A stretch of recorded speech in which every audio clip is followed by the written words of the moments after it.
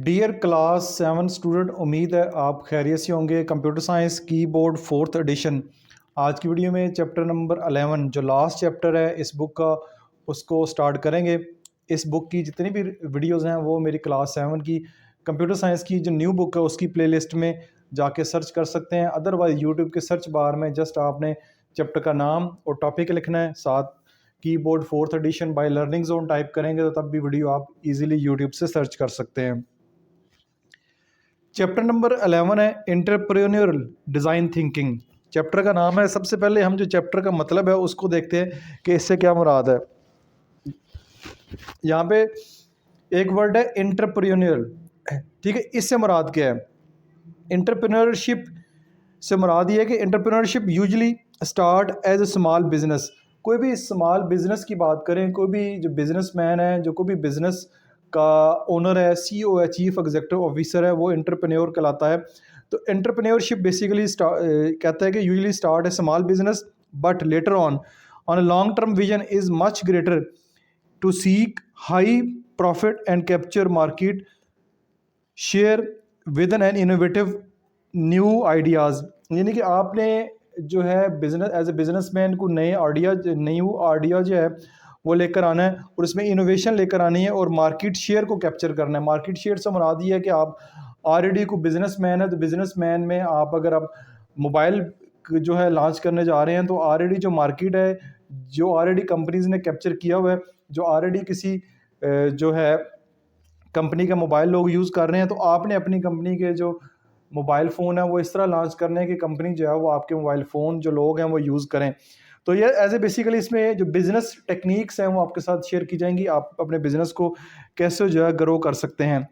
तो what will I learn? You will analyse the uses and benefit of design thinking for entrepreneurs. Entrepreneurs के लिए जो है वो डिज़ाइन थिंकिंग के बेनिफिट्स की बात करेंगे। तो एंटरप्रेन्योर की बेसिकली मैंने आम ज़बान में आपको बता दिया क्या होता है। एंटरप्रेन्योरशिप बेसिकली बिजनेस मैन या किसी भी बिज़नेस को कहते हैं। अब डिज़ाइन थिंकिंग क्या होता है? डिज़ाइन थिंकिंग को हम इसके बाद देखते हैं।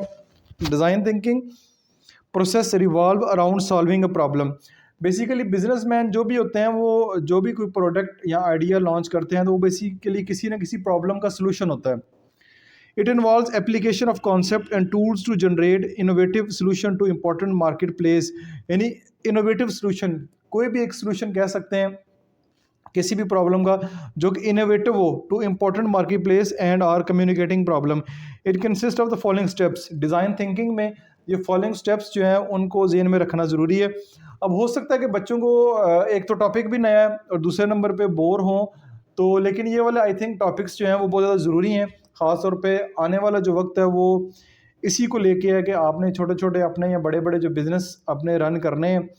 तो ये जॉब्स करना चाह रहे हैं उनके लिए नहीं है, जो बिजनेस माइंडेड बच्चे हैं या स्टूडेंट हैं उनके लिए बहुत अच्छा टॉपिक है, जो आगे चल के अपने बिजनेस को रन कर सकते हैं। बिजनेस कैसे स्टार्ट होता है, कैसे उसको ग्रो करते हैं और कैसे जो है वो आगे लेके हम ग्रो करते हैं और अपने बिजनेस को एक ब्रांड बनाते हैं। जैसे आईफोन है, सैमसंग है, ये सारे जो है ब्रांड हैं, ठीक है। ये बेसिकली ब्रांड है। ये कैसे बने? ये सारे इन्हीं स्टेप्स को फॉलो करके बने हैं जैसे कि मैं आपको बता रहा हूँ। It consist of the following steps. इसमें ये फॉलोइंग स्टेप्स होते हैं, उनको देखते हैं। Identify and define a major problem to be solve. सबसे पहले आपने अपनी सोसाइटी में एक प्रॉब्लम को आइडेंटिफाई करना है जिसका सोल्यूशन आपने लेकर आना है।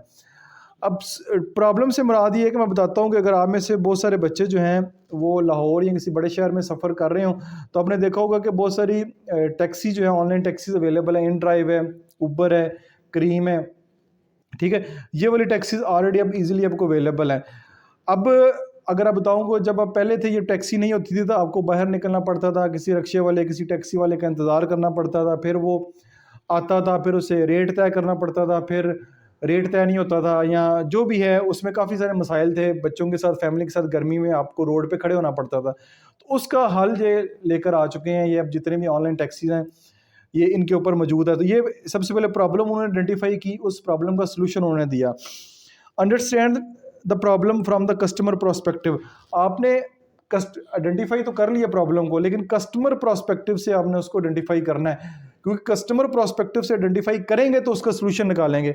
आपने अपने हिसाब से नहीं देखना कि ये प्रॉब्लम है, आपने कस्टमर के हिसाब से देखना है कि उसको ये प्रॉब्लम है तो उसका क्या सलूशन हो सकता है। Generate multiple solution. अब आपने एक सोल्यूशन जनरेट नहीं करना, मल्टीपल सोल्यूशन जनरेट करने हैं। Then choose a solution to test with the real customer. फिर उसमें से कोई एक आधा सोल्यूशन आपने आइडेंटिफाई करना है जो आपको बेस्ट लगे, फिर आपने उसको टेस्ट करना है विद रियल कस्टमर के साथ उसको टेस्ट करके चेक करना है। ये नहीं कि आप अपनी मर्जी के कस्टमर के साथ सोल्यूशन को चेक करें और आप कहें जी ठीक है, ऐसे नहीं। Create an action plan based on customer feedback. जो आपके कस्टमर आपको फीडबैक देंगे, जो आपकी उनकी राय होगी, उसके मुताबिक आपने एक्शन प्लान तैयार करना है, जिसके मुताबिक वो आपने जो है वो चीज़ लेके चलनी है। Present their solution to the relevant stakeholder. फिर आप किसी भी प्रॉब्लम का सोल्यूशन अगर तैयार कर लेंगे तो फिर आपने उसका जो रेलिवेंट जो स्टेक होल्डर है उनके सामने उसको पेश करना है।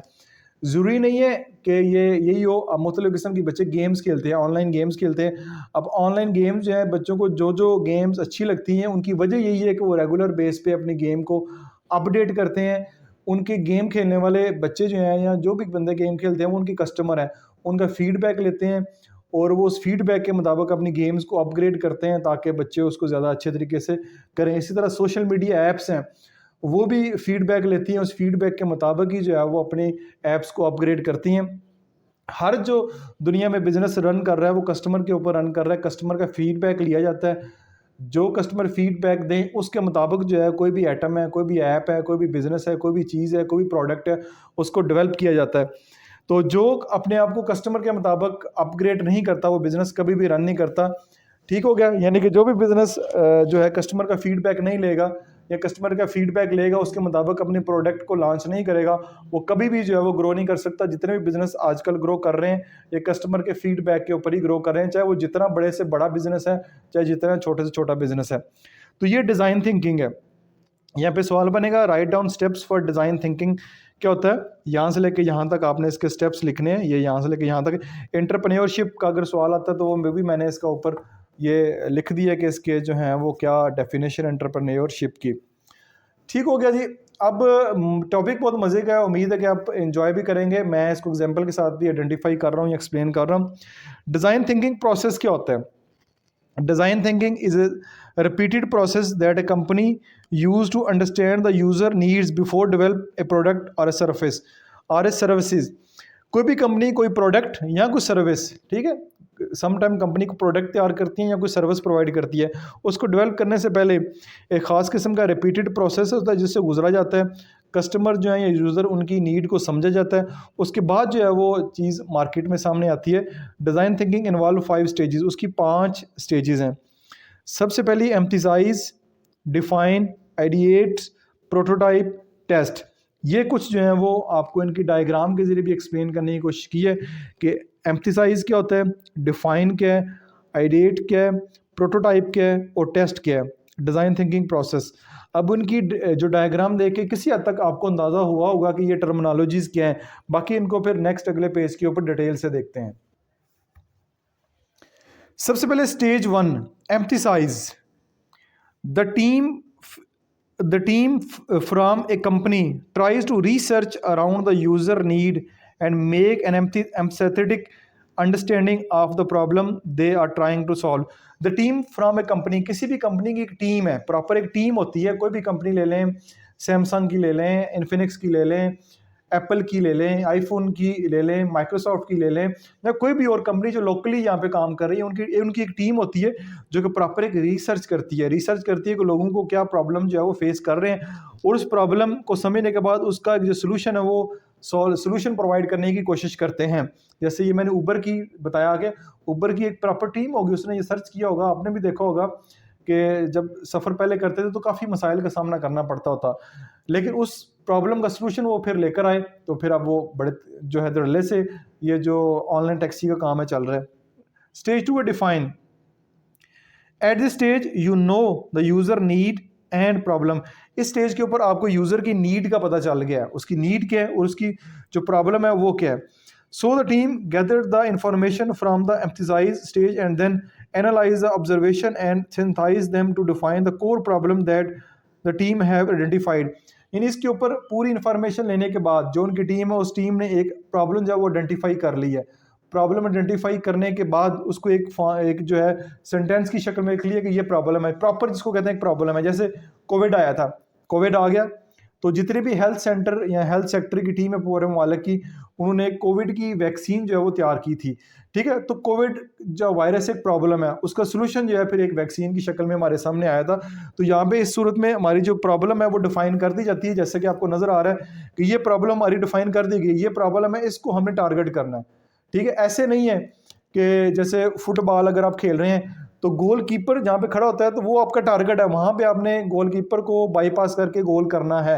अब ऐसे नहीं है कि 4-5 गोल कीपर खड़े हैं, इधर कर दें, इधर कर दें, इधर कर दें, ऐसे नहीं है। सबने एक प्रॉपर आपको टारगेट असाइन कर दिया जाता है, टीम कर दी, ये जी हमारी प्रॉब्लम है, इसको हमने सॉल्व करना है। इसलिए आपको देखें ये नज़र आ रहा है, ये आपको लोग नज़र आ रहे हैं, दिमाग इनके आपस में मिले हुए हैं थोड़े बहुत, कि ये आपस में डिस्कशन कर रहे हैं, प्रॉब्लम को देख रहे हैं। ठीक हो गया, तो इसलिए मैं कह रहा था कि डायग्राम से भी आप कुछ ना कुछ समझ सकते हैं। आगे चलते हैं stage 3, ideate. Once the problem is defined, जैसे प्रॉब्लम डिफाइंड हो जाती है, the idea need to be generated around a product और service that need to solve that particular problem. तो कोई भी आइडिया या कोई भी प्रोडक्ट जो है वो या कोई सर्विस है, उसको जो है लॉन्च करने की कोशिश की जाएगी जो उस प्रॉब्लम को सॉल्व करे, उस प्रॉब्लम को सॉल्व करे, चाहे वो कोविड की वैक्सीन हो सकती है, चाहे कोई मोबाइल फ़ोन हो सकता है, चाहे कोई जो है शूज़ हो सकता है, चाहे जो है वो कोई ऑनलाइन टैक्सी हो सकती है, चाहे कोई गेम हो सकती है। The team looks for alternative ways to view the problem and identify the innovative solution to the problem. अब टीम ने ये नहीं कि एक ही सोल्यूशन तैयार कर दी है, उसी सोल्यूशन के ऊपर स्टिक रहेगी। कोविड की एक वैक्सीन तैयार नहीं हुई, कोविड की काफ़ी सारी वैक्सीन तैयार हुई हैं। काफ़ी सारी वैक्सीन तैयार होने के बाद फिर उन्होंने देखा कि अल्टरनेटिव वेज कौन से, कौन सी वैक्सीन तैयार करने में सस्ती पड़ रही है और कौन सी वैक्सीन के फ़ायदे ज़्यादा हैं, कौन सी जो है वो मोबाइल फ़ोन या गेम जो है वो उसको तैयार करने में मदद मिल रही है, यानी ईजिली तैयार हो जाती है, ईजिली जो है उसको लॉन्च कर सकते हैं, और किसके जो यूज़र हैं वो ज़्यादा हैं। तो जो प्रॉब्लम जो है वो कॉस्ट इफेक्टिव भी देखी जाती है, जो चीज़ हम लॉन्च करने जा रहे हैं उसकी कीमत भी कम से कम हो और फ़ायदा ज़्यादा से ज़्यादा हो। तो एक आइडिया नहीं देखा जाता, काफ़ी सारे उसके सोल्यूशन के ऊपर जो है वो सोचा जाता है। स्टेज 4 है prototype. This is an experimental phase. ये एक एक्सपेरिमेंटल फेज होता है, यहाँ पे जो आपने सोल्यूशन तैयार किया उसका एक्सपेरिमेंट किया जाता है। The aim is to identify the best possible solution for each problem found. जो भी प्रॉब्लम है उसको जो बेस्ट पॉसिबल सोल्यूशन होता है वो देखा जाता है। The team should produce some inexpensive scale down version of the product for our specific feature of found within the product. यहाँ पे जो है टीम मुख्तलिफ एक्सपेरिमेंट करने के बाद वो आया चेक करती है कि जो हमने प्रोडक्ट लॉन्च करने जा रहे हैं आया कि वो सोल्यूशन भी प्रोवाइड कर रही है कि नहीं। To investigate the idea you have generated, वो आइडिया जो आपने जनरेट किया उसका जो सोल्यूशन है वो आया कि सोल्यूशन प्रॉपरली है भी है कि नहीं। ऐसा ना हो कि प्रोडक्ट लॉन्च कर दें तो जो उसने जो मसला हल करना है वो करे ही ना। Stage 5 test. The team of evaluator now carefully test the prototype, यानी जो टीम एवेल्यूएट करने वाली कहलाता टीम होती है वो उसको प्रॉपरली टेस्ट करती है। Although this is an final phase, ये फाइनल फेज होती है। Design thinking is repetitive, design thinking repetitive है। यहाँ पे अगर वो प्रॉब्लम आ गई है तो दोबारा उसको वापस भेज देंगे और दोबारा उसको चेक किया जाएगा। Team often use the result to redefine one or more further problem. जो टीम यहाँ पे भी उस प्रॉब्लम को फर्दर जो एनालाइज करती है और उसको सोल्यूशन को देखती है कि कैसे हम बेहतर कर सकते हैं। So you can return to previous stages to make further. अगर कोई प्रॉब्लम आ रहा है तो हम दोबारा प्रीवियस स्टेजेस में चले जाएंगे, यहाँ पे फर्दर आइट्रेशन की जाएगी, अल्टरनेशन की जाएगी एंड रिफाइनमेंट की जाएगी। यानी यहाँ पे अगर कोई फाइनल प्रोडक्ट में कोई मसला आ गया उसको दोबारा पिछली स्टेजेस पे भेजा जाएगा, यहाँ पे दोबारा प्रोडक्ट को चेक किया जाएगा, जो है रिफाइन किया जाएगा ताकि जो फाइनल हमारी प्रोडक्ट आएगी वो प्रॉपरली रिफाइनमेंट के स्टेज से गुजर के और उसमें कोई मसला ना हो। क्योंकि एक दफ़ा प्रोडक्ट लॉन्च हो जाती है तो उसमें अगर मसला आ जाता है तो वो फिर आगे जितनी प्रोडक्ट्स वो लॉन्च होंगे उसमें ये मसला होगा। जैसे मोबाइल फ़ोन के किसी एक वर्जन में कोई मसला आ गया है, कोई वायरस आ गया है या वो उसका ऑपरेटिंग सिस्टम काम नहीं कर रहा, तो उसके जितने भी वर्जन आएंगे उस पर वो मसला होगा। इसलिए इन तमाम स्टेजेस से गुजरने के बाद कोई भी जो प्रोडक्ट है वो आप तक पहुंचती है।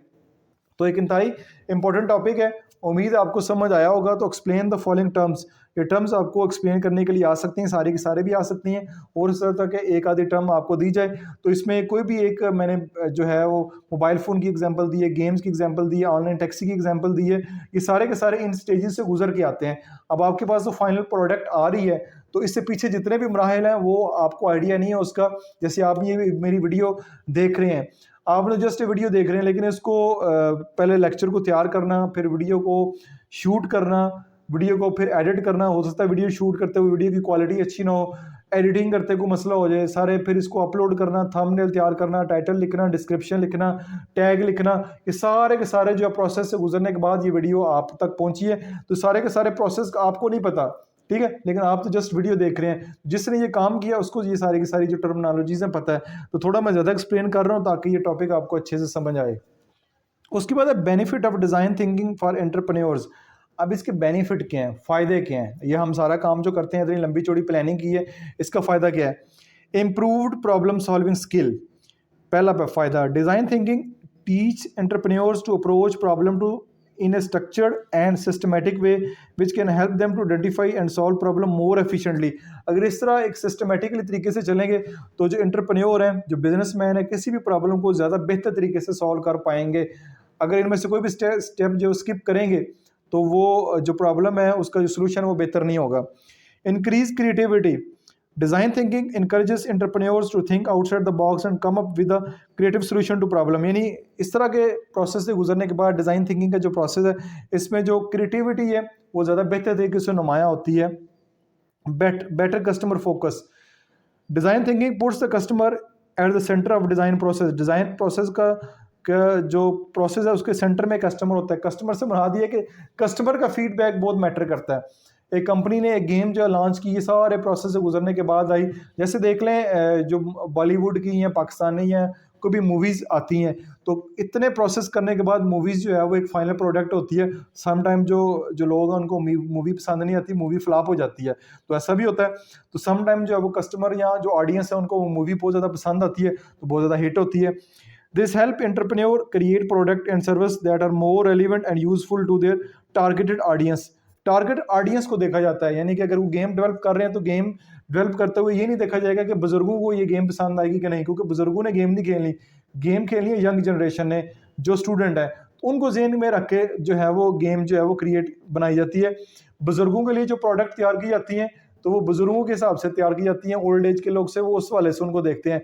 जो छोटे बच्चे हैं, बहुत छोटे हैं, अंडर 10 है, उनके लिए कोई प्रोडक्ट आती है तो वो उनके हिसाब से देखी जाती है। तो ये होता है टारगेट ऑडियंस। टारगेट ऑडियंस आपकी क्या चाह रही है उस हिसाब से अपने प्रोडक्ट को लॉन्च करना है।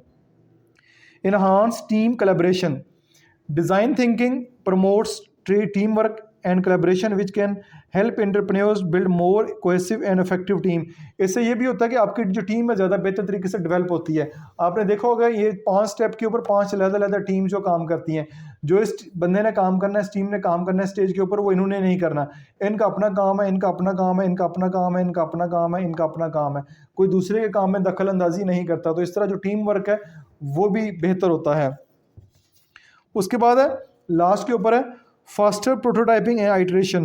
Design thinking emphasizes the importance of rapid prototyping and testing which allow entrepreneurs to quickly iterate and their ideas and find the best solution। जब हर बंदा अपना अपना काम करेगा, इससे ये होगा कि जो काम है वो जल्दी हो जाएगा, फास्टर हो जाएगा, तेज़ी से कोई भी काम होगा, क्योंकि हर बंदा अपना काम कर रहा है, किसी के काम में दखल अंदाजी नहीं कर रहा, तो इससे काम की जो स्पीड है वो भी जल्दी हो जाएगी। Explain benefit of design thinking for entrepreneurship. 5 benefit हैं, तो पाँचों के पाँचों जो हैं वो आपको हेडिंग के साथ मौजूद है। थोड़ी सी टर्मिनोलॉजीज मुश्किल हैं, ज़्यादा मुश्किल तरीके से उन्होंने लिखा हुआ है, लेकिन अगर आप अपनी तरफ से खुद से भी इजी करके भी इसको लिखना चाहें तो लिख सकते हैं, इसका कोई मसला नहीं है। तो इसके ये 5 नाम लिखे हुए हैं, और अगर नाम लिखने के लिए आता है नाम लिखते हैं, अदरवाइज लॉन्ग क्वेश्चन आता है तो फिर आपको एक्सप्लेन भी करना पड़ेगा। तो यहाँ पे पेज नंबर 150 और 151 तक हमने पढ़ लिया। आज की वीडियो को इतना ही जो है रखते हैं, यहीं पे वीडियो को एंड करते हैं। उम्मीद है कि आपको ये जो नया टॉपिक अच्छे तरीके से समझ आया होगा। फिर भी किसी किस्म का क्वेश्चन हो कमेंट्स बॉक्स में पोस्ट करें। अपना बहुत सारा ख्याल रखिएगा। This is Masoom Bashir signing of.